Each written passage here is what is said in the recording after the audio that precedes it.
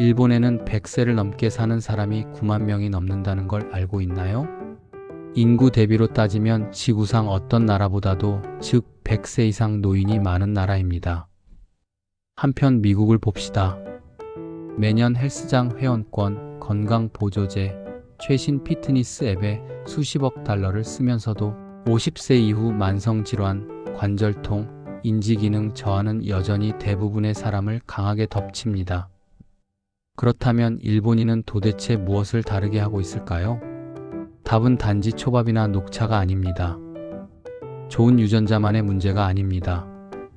하버드 의대와 스탠퍼드의 연구진이 일본의 최고령자들 100세를 훌쩍 넘어서도 또렷한 정신과 움직임, 독립성을 유지하고 있는 사람들을 연구했을 때 완전히 예상 밖의 사실을 발견했습니다. 비밀은 그들이 무엇을 먹는지, 어떻게 운동하는지가 아니었습니다. 비밀은 매일 하는 아주 단순한 6가지 움직임에 숨어 있었습니다. 너무 사소해 보여서 서양 의사들은 한때 효과 없을 것이라며 무시하던 동작들이었죠. 하지만 뇌 스캔, 균형 테스트, 관절 영상 결과는 전혀 다른 이야기를 들려주었습니다. 그리고 결정적인 사실 하나. 이 동작들 중 하나를 하루 2분만 해도 기대 수명이 7년 늘어나는 것과 연관이 있었습니다. 만약 당신이 50대 이상이고 무릎이 뻣뻣해지기 시작했다거나 반응이 느려진다거나 머릿속이 자꾸 멍해지는 느낌이 든다면 계속 들어주세요. 지금부터 약을 먹거나 헬스장에 가거나 땀을 뻘뻘 흘리지 않고도 일본인처럼 맑은 정신, 균형감, 근력을 유지하며 나이 들 수 있게 도와주는 6가지 오래된 움직임 습관을 소개하려 합니다. 시작하기 전에 댓글로 이름이랑 어디에서 보고 있는지 남겨주세요. 여러분의 이야기를 듣고 싶습니다. 6번째, 느리게 걷기의 기술, 산보. 운동을 위한 걷기에 대해 알고 있던 건 전부 잊어버리세요. 건 이어폰 끼고 칼로리 태우려고 빠르게 걷는 파워워킹이 아닙니다. 산보, 즉 산책은 일본 노인들이 매일 아침 실천하는 조용하고 마음을 챙기는 형태의 움직임입니다. 그리고 이것이 현대의학에서 가장 과소평가된 건강 습관일지도 모릅니다. 산보에서는 평소 걷는 속도의 절반 정도로 걷습니다. 서두르지 않고 발을 쿵쿵 구르지도 않습니다. 그저 차분하고 의도적인 리듬으로 걷습니다. 여기에 종종 특정 호흡 패턴이 곁들여집니다. 2발자국 걸으며 들이쉬고 2발자국 동안 숨을 멈췄다가 4발자국 걸으면서 천천히 내쉽니다. 딱 이것뿐입니다. 너무 단순해 보이죠? 그런데 여기 마법이 숨어 있습니다. 걷기와 호흡의 조합은 심혈관계와 신경계를 서로 동기화시켜 뇌를 더 맑게 하고 혈압을 낮추며 깊은 안정근을 다시 활성화해 균형감까지 향상시키는 것으로 나타났습니다. 교토대에서 10년에 걸쳐 진행한 연구에 따르면 매일 산보를 한 노인들은 동맥 경직도가 62% 낮았고 실제 나이보다 20년 젊은 사람처럼 부드럽게 걸었습니다. 왜 그럴까요? 아주 천천히 걷는다는 것은 발이 땅과 완전히 접촉하게 만든다는 뜻입니다. 한 걸음 한 걸음이 뒤꿈치 중족 발가락으로 굴러가며 발 안에 33개 관절을 모두 사용하게 합니다. 이 움직임은 뇌로 신호를 보내 노화로 약해지는 균형 시스템을 다시 재교육합니다. 헬스장에선 이런 걸 가르쳐 주지 않습니다. 땀도 거의 나지 않을 겁니다. 그렇지만 몇 주 지나면 많은 사람들이 마음이 한결 고요해지고 몸이 더 안정된 느낌을 받았다고 말합니다. 팁, 처음에는 10분만 시작하세요. 잔디나 흙길처럼 자연스러운 땅이면 더 좋습니다. 콘크리트도 괜찮지만 불규칙한 지면이 더 많은 근육을 사용하게 해줍니다. 그리고 기억하세요. 이건 그냥 걷기가 아닙니다. 일본인들이 매일 아침 자기 몸과 뇌를 조율하는 방식입니다. 여러분도 할 수 있습니다. 5번째, 라디오 체조, 나라 전체를 움직이는 3분 아침 의식. 매일 아침 정확히 6시 30분, 일본 전역의 라디오에서는 부드러운 피아노 선율이 흘러나옵니다. 뉴스도 아니고 날씨 예보도 아닙니다. 바로 일본의 어린이부터 회사원, 노인까지 수백만 명이 동시에 몸을 움직이기 시작하는 신호입니다. 이것이 바로 라디오 타이소 1928년에 만들어져 지금까지 이어져 내려오는 13개 동작으로 구성된 부드러운 전신 스트레칭 루틴입니다. 하지만 이걸 운동이라고 오해하면 안 됩니다. 숨이 차지도 않고 플랭크를 버티지도 않으며 요가의 다운독 같은 것도 없습니다. 그저 리듬감 있게 계속 이어지는 움직임일 뿐입니다. 팔 돌리기, 상체 숙이기, 옆구리 느리기, 무릎 들기 같은 동작을 부드럽게 거의 미소 지은 채 태극권을 하듯 이어나가는 것입니다. 8,000명 이상의 노인을 대상으로 한 연구에서 매일 라디오 체조를 한 사람들은 낙상이 40% 적었고 만성 허리 통증은 55% 적었습니다. 고관절과 어깨의 가동 범위도 80대까지 완전히 유지되는 경우가 많았습니다. 왜 이렇게 효과가 있을까요?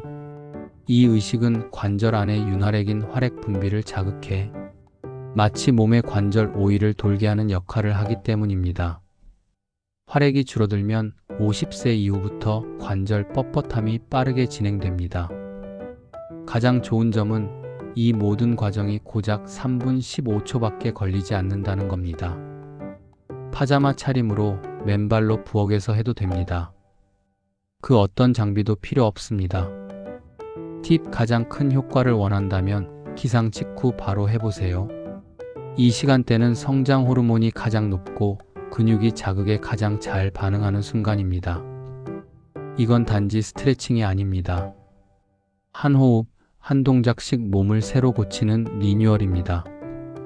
네 번째, 딥 스쿼트 휴식, 잊혀진 인간의 기본 자세. 도쿄 공원을 걷다 보면 아마 조금 놀라운 장면을 보게 될 겁니다. 70대, 80대의 노인들이 깊게 쪼그려 앉은 자세로 편안하게 쉬고 있는 모습 말입니다. 발뒤꿈치는 바닥에 완전히 붙어 있고 허리는 곧게 펴져 있으며 그 자세로 이야기를 나누고 책을 읽고 심지어 분재를 다듬기도 합니다. 이제 직접 해보세요. 미국이나 서구에서는 50세 이상 대부분이 이 딥 스쿼트 자세를 10초 이상 유지하지도 못합니다. 아예 완전히 내려가기도 힘든 사람이 많습니다. 이건 단순한 유연성 문제가 아닙니다. 의자 때문입니다. 이 자세는 의자 생활에 익숙해지면서 잃어버린 인간의 원래 자세입니다. 일본에서는 바닥에 앉거나 쪼그려 앉는 것이 운동이 아닙니다. 그저 일상적인 삶의 일부입니다. 바로 이 점이 강력한 이유입니다.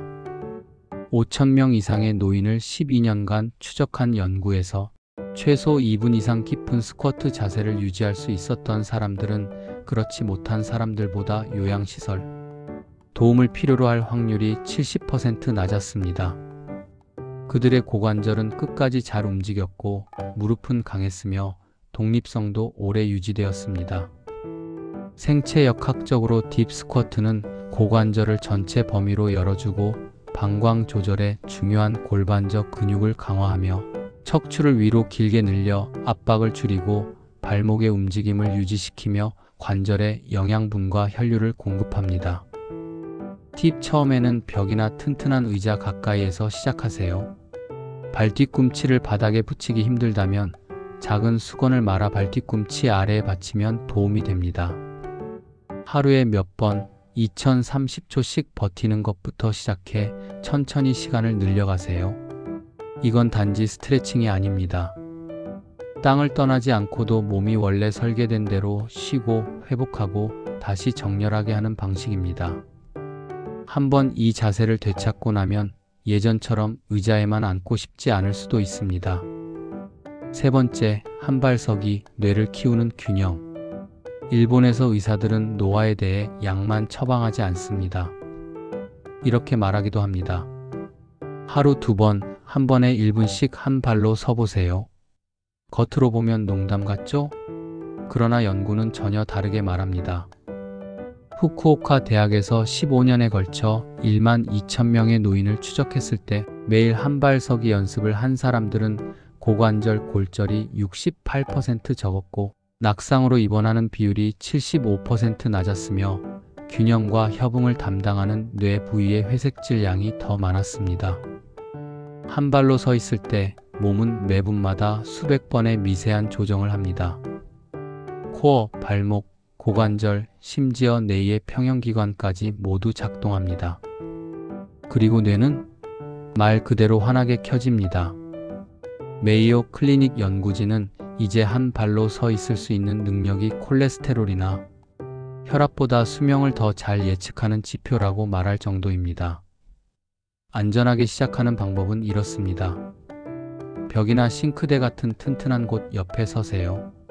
한 발을 2에서 3cm 정도만 바닥에서 들어 올립니다. 시선을 앞에 한 지점에 고정하고 편하게 숨을 쉽니다. 각 다리마다 20에서 30초씩부터 시작하세요. 너무 쉽다면 눈을 감거나 접은 수건 위에 서서 난이도를 올려보세요. 일본 노인들은 흔히 양치질을 하면서 이 동작을 합니다. 이미 매일 하는 습관에 균형 훈련을 자연스럽게 얹어버리는 거죠. 팁 익숙해지면 머리를 천천히 좌우로 돌리거나 팔을 움직이며 한 발 서기를 해보세요. 이때 뇌는 실시간으로 새로운 자극에 적응해야 해서 신경 가소성이 더 좋아집니다. 즉, 몸과 뇌를 동시에 훈련하는 1분짜리 균형 수업입니다. 그럴 시간 없다고 생각할 수도 있겠지만 이미 하루 2번 양치질은 하잖아요? 그 시간에 뇌까지 함께 젊게 만드는 거죠. 두 번째, 바닥 앉기 일어나기, 매일 하는 장수 테스트. 일본에서는 바닥에 앉는 게 특별한 일이 아닙니다. 그냥 생활입니다. 바닥에 앉아 밥을 먹고 차를 마시고 TV를 봅니다. 이 말은 곧 하루에도 여러 번 서 있다가 바닥으로 내려갔다가 다시 일어나는 동작을 반복한다는 뜻입니다. 그런데 대부분의 서양인들은 한 가지 중요한 사실을 모르고 있습니다. 이 소박한 움직임, 즉 서 있는 상태에서 바닥에 앉고 다시 일어나는 과정이 노화 상태를 보여주는 최고의 테스트일 수 있다는 점입니다. 스쿠바 대학에서 1만 명 이상의 노인을 추적한 대규모 연구에 따르면 손을 사용하지 않고 바닥에 앉았다가 다시 일어날 수 있었던 사람들은 그렇지 못한 사람들보다 하체 근력과 관절, 유연성, 인지 점수가 크게 높았고 무엇보다도 향후 6년 동안 사망률이 더 낮았습니다. 왜일까요? 이 동작은 단지 몸 쓰기가 아니라 뇌 쓰기이기도 합니다. 이 과정에는 협응력, 코어 안정성, 공간 인식, 움직임 계획 능력이 모두 동원됩니다. 이 능력들은 50세 이후부터 서서히 조용히 떨어지기 시작합니다. 하지만 반대로 이 동작을 자주 연습하면 이러한 저하를 되돌리는 데 도움이 됩니다. 처음에는 아주 간단하게 시작하세요. 의자나 낮은 스툴을 잡고 무릎 꿇는 자세까지 내려간 후 다시 일어나 보는 연습을 합니다. 하루에 23회만 반복해도 시간이 지나면서 눈에 띄는 힘이 붙기 시작합니다. 팁 카펫이나 요가 매트 위에서 연습하면 관절에 가는 부담을 줄일 수 있습니다. 이건 유연성 자랑이 아니라 독립성 유지를 위한 동작입니다. 언젠가 바닥에서 혼자 못 일어나는 날이 온다면 그날은 내 삶을 스스로 통제하기 힘들어지는 날이 될 가능성이 큽니다. 첫 번째, 수건 비틀기 단 2분 만에 몸을 재배선하는 동작. 마지막 동작은 겉으로 보면 너무 간단해서 우습게 느껴질지도 모릅니다. 수건 하나를 들고 비틀어 주기만 하면 끝입니다. 그런데 일본에서는 이 일상적인 의식, 테누구이 히비키라고 불리는 이 수건 비틀기 동작을 많은 100세 노인들이 90대까지 집중력과 움직임을 유지한 자신들의 비결 1순위로 꼽습니다. 방법은 이렇습니다. 수건을 양손으로 잡고 어깨 높이에서 팔을 곧게 뻗습니다. 마치 수건을 양쪽으로 찢으려는 것처럼 가볍게 바깥으로 당기면서 긴장감을 유지합니다. 그 상태에서 골반은 정면을 유지한 채 상체만 천천히 한쪽으로 비틉니다. 3초간 유지한 뒤 다시 정면으로 돌아오고 반대쪽으로도 같은 동작을 반복합니다. 이때 내내 수건의 긴장을 유지한 채로 움직이는 것이 중요합니다.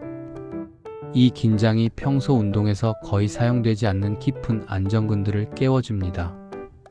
뇌 스캔을 해보면 이 동작을 할 때 좌우 뇌가 동시에 활성화되며 협응력, 기억력, 반응 속도까지 향상되는 것으로 나타났습니다. 수치도 있습니다.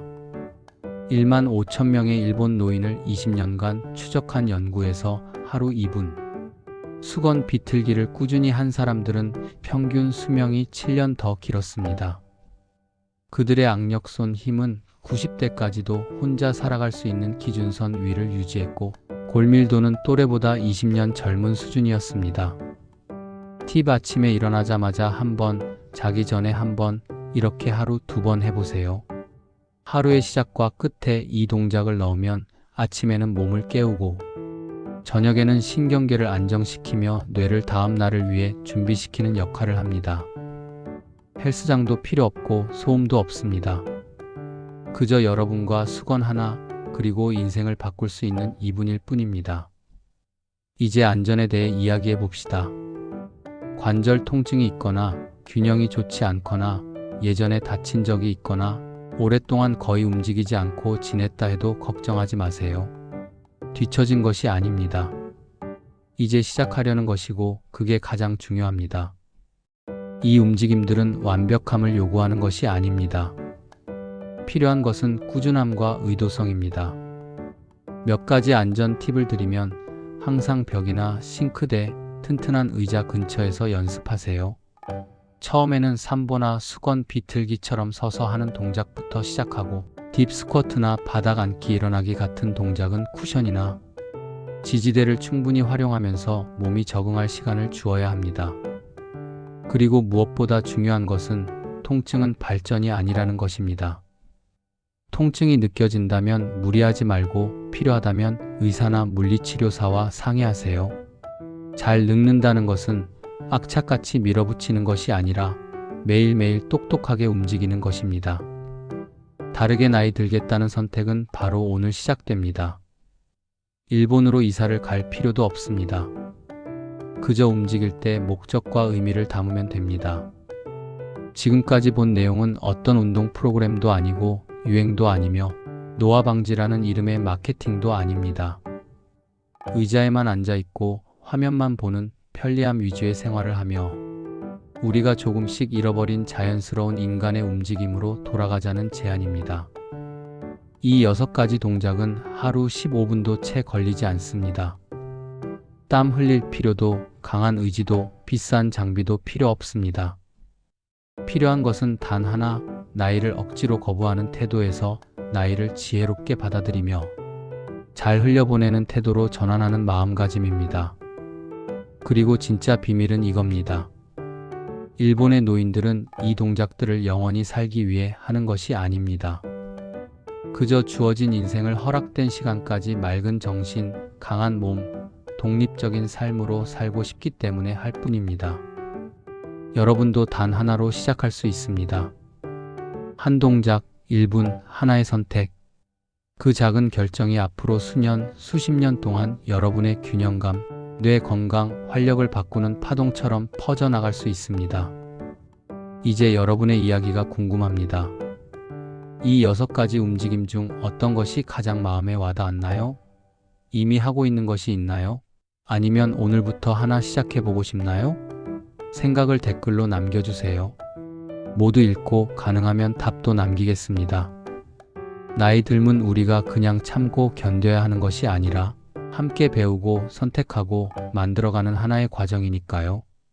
시청해주셔서 감사합니다.